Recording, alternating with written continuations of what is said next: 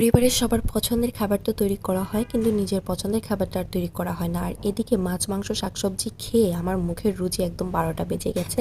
আজকে আমার পছন্দের একটা খাবার তৈরি করছি। ক্যাপশন দেখে তো বুঝেই গেছেন অলরেডি যে কি খাবারটা হতে যাচ্ছে। আমার পছন্দের লটে শুটকি। কম বেশি আমরা সবাই তো লটে মাছ ভুনাটা করতে পারি, কিন্তু আমি কিভাবে করি এটাই আজকে আপনাদের সাথে শেয়ার করবো। আর আশা করি ভিডিওটা আপনাদের কাছে ভালো লাগবে।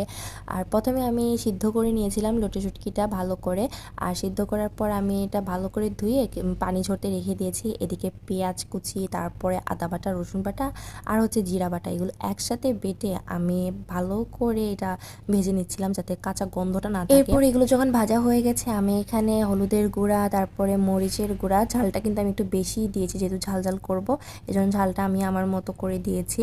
তারপর হচ্ছে লবণ, এইগুলো দিয়ে ভালো করে অল্প অল্প পানি দিয়ে মশলাটা কষিয়ে নিয়েছিলাম। মশলাটা আমি মেবি 15 থেকে 20 মিনিট আমি কষিয়েছি অল্প অল্প পানি দিয়ে। এই যে অল্প অল্প পানি দিয়ে ভালো করে মশলাটা কষিয়ে নিয়েছিলাম। আর এত সুন্দর একটা স্মেল আসছিল এই কষানোর সময়, আমার মনে হচ্ছিল এই কষানো মশলাটা দিয়ে আমি ভাত খেয়ে নিই। তো তারপরে এটা অনেকক্ষণ ধরে আমি কষিয়ে নিয়েছিলাম। আমার আম্মুর হাতের লটি মাছ মানে শুটকি বোনাটা আমার অনেক অনেক অনেক বেশি পছন্দ। আমি শুটকির মধ্যেই লটি মাছ শুটকিটাই আমি খাই, লটি শুটকিটাই খাই, এছাড়া অন্য শুটকি খাই না। আর এই শুটকিটা আজকে আর কেউ ভাগ বসাতে পারবেও না, কারণ আমি ছাড়া আমার এখানে কেউই আর শুটকি খায় না। আমার বাবার বাড়ি সবাই শুটকি খায়, কিন্তু আমার শ্বশুরবাড়ি এখানে কেউ শুটকি খায় না। সাফানের আব্বু তো খাই, এই জন্য এই মজার খাবারে আর কেউ ভাগ বসাতে পারবে না।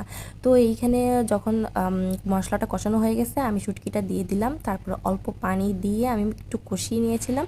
তারপরে কিছুক্ষণ কষানোর পর আমি অল্প একটু পানি দিয়েছিলাম যেহেতু ভুনা করব। একটা মজার বিষয় কি, সন্ধ্যায় যখন রান্না করতে আসি ঠিক তখনই কারেন্টটা চলে যায়। এটা কেন যে হয় আমি বুঝি না।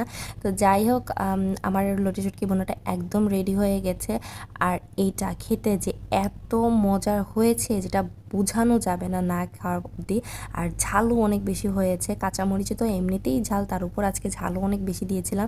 আম্মুর হাতের লটি শুটকি বোনা তো অনেক বেশি পছন্দ আমার, কিন্তু আম্মু তো নাই, সেই জন্য আমার নিজেরই এখন করে নিতে হয়েছিল। আর আমি আজকে 2 দিন ধরে মেবি এই লটি শুটকি ভুনাটা ফ্রিজে রেখে রেখে খাচ্ছি।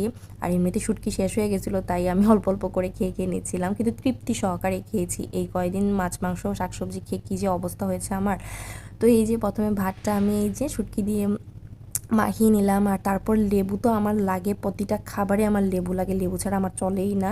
আমি লেবু ছাড়া আমার মনে হয় যে আমার ভাতই খাওয়া অসম্পূর্ণ হয়ে যায়। এত মজা হয়েছিল এই লটি শুটকি ভুনাটা।